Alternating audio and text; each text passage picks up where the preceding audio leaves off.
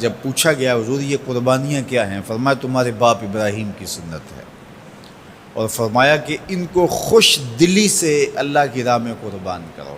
قیامت کے دن یہ اپنے بالوں کے ساتھ، اپنے سینگوں کے ساتھ اور اپنے کھروں کے ساتھ آئیں گے، اور یہ بھی ارشاد فرمایا کہ کل پل صراط پر یہ سواریاں بن کے تمہیں پل صراط سے پار لگائیں گے۔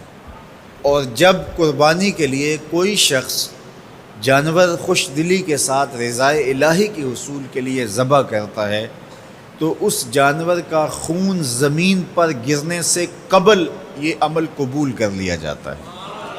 اور یہ بات بھی ذہن میں رکھیے گا کہ ایام نہر یہ 3 دن جو خون بہانے کے ہیں، 10، 11 اور 12 تاریخ، ان ایام میں آپ جو بھی عمل کریں، نماز پڑھیں اور دیگر صالح اعمال کریں، بہت قابل قبول ہیں اور اللہ ان کو قدر کی نگاہ سے دیکھتا ہے۔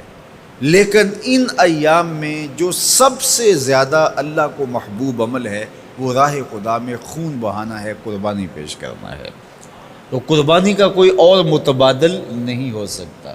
کچھ لوگ یہ فلسفہ ان دنوں کے اندر بیان کرتے ہیں کہ 20-50 ہزار کی قربانی کرنے کی بجائے اتنے اگر کسی غریب کو دے دیے جائیں تو اس کے 2-3 مہینے خیریت سے گزر جاتے ہیں، اور وہ گھر کے اندر جو ہے وہ ضرورت کی چیزیں ڈال لے تو گوشت تو 2-4 دن کے اندر کھایا پیا جاتا ہے، ختم ہو جاتا ہے۔ لیکن اگر اتنے پیسے کسی غریب کے گھر دے دیے جائے تو یہ اچھی بات ہے۔ تو اسلام کب اس عمل سے روکتا ہے؟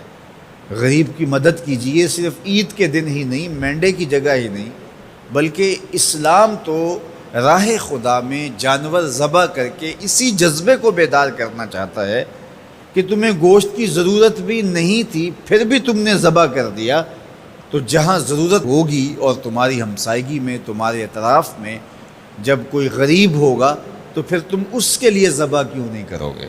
اس کے لیے تم قربانی کیوں نہیں کرو گے؟ اِثار کیوں نہیں کرو گے؟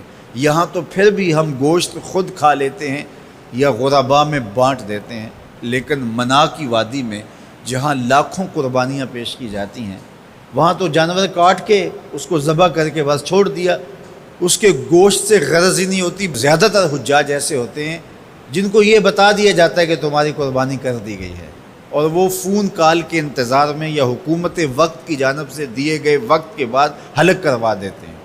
تو انہوں نے نہ اپنا جانور دیکھا ہوتا ہے، نہ اس کو ذبح ہوتے دیکھتے ہیں، تو صرف انہیں ٹائم بتلا دیا جاتا ہے یا ان کو کال کر دی جاتی ہے تو یہ ان کے لیے کافی ہوتا ہے۔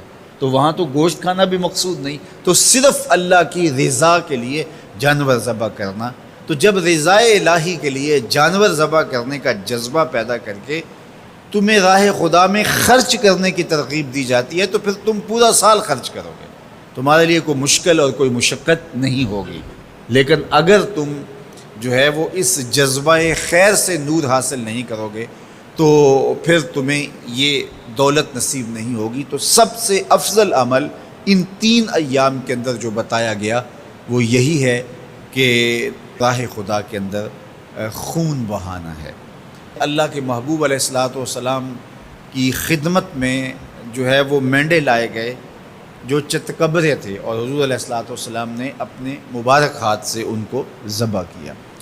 تو عید قرباں یہ ایثار کی عید ہے، یہ قربانی کی عید ہے، اور اسلام ہمیں قربانی سکھاتا ہے۔ اسلام لمحہ لمحہ قربانی ہے، ایک ایک ساعت اسلام قربانی کا نام ہے، اور ہمیں درس زندگی یہی دیا جاتا ہے کہ ہم قربانی سے اپنی زندگی کو عبادت کریں۔